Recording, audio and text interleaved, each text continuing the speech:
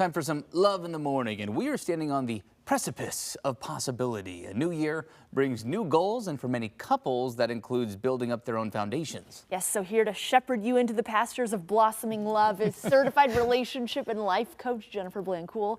Jen, thanks so much for joining us today. I'm happy to be here, Emma and Travis. Thanks for having me. Yeah, Happy New Year. Yeah, Happy New Year as well. Happy New Yeah. Year. It's so apt that you're here today because resolutions, they're for health, they're for wellness, they can be for interpersonal connection. Yeah. So as we head into the new year, many couples want to, approach it differently. They Sure. want to improve their relationships. What are some of the most common things that people are coming to you about?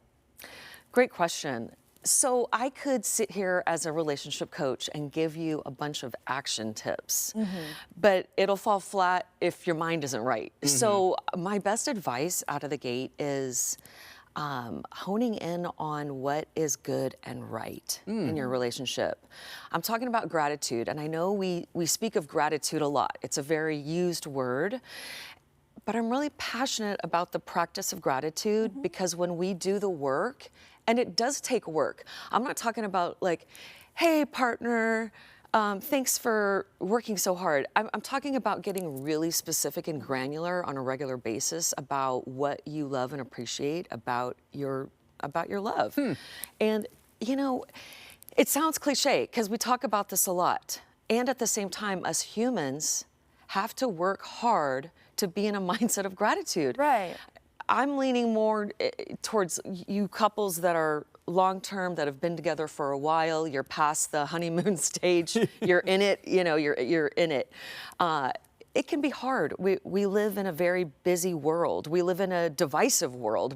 There's a lot of triggering elements in today's world. And so more than ever, it takes extra conscious effort to crawl into that mind space of what is good and right and awesome. Yeah. Because, if you think about it, like cavemen didn't solve problems by walking around highlighting everything that's right and awesome. Sure. So we're kind of wired in our deep subconscious to highlight what's wrong and needs to not be what we fixed. like. Yeah, to because solve a that's the way problem. we solve problems and fix. So we're kind of wired to hone in on what's not right. So, I want to remind all of us humans, even myself, that this takes a lot of conscious effort. Well, so I guess what does that look like? Because, like you said, it's the saying gratitude can be thrown into cliche phrases. Sure. It's definitely a buzzword, right? Yes. So what does that actually look like if you're trying to focus on that?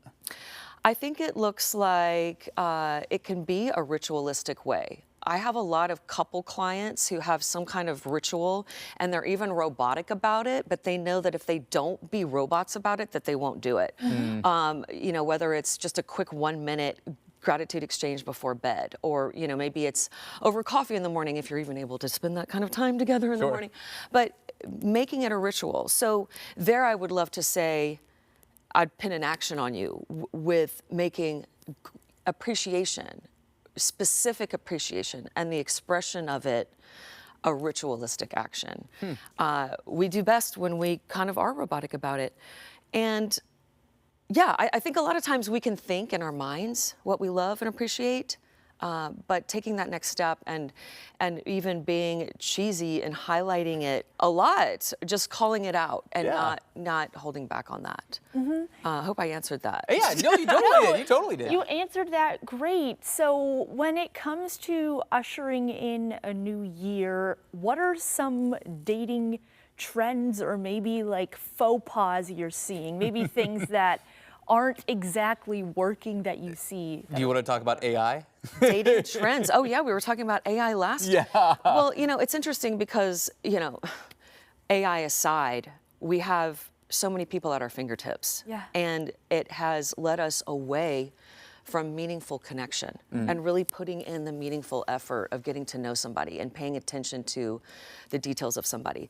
So I would say trying to date a lot of people on a lot of apps really doesn't work. I think that we've gotten away from really focusing our energy on just a few people. I love what you said in a previous segment about, honing in on the people that align with your values.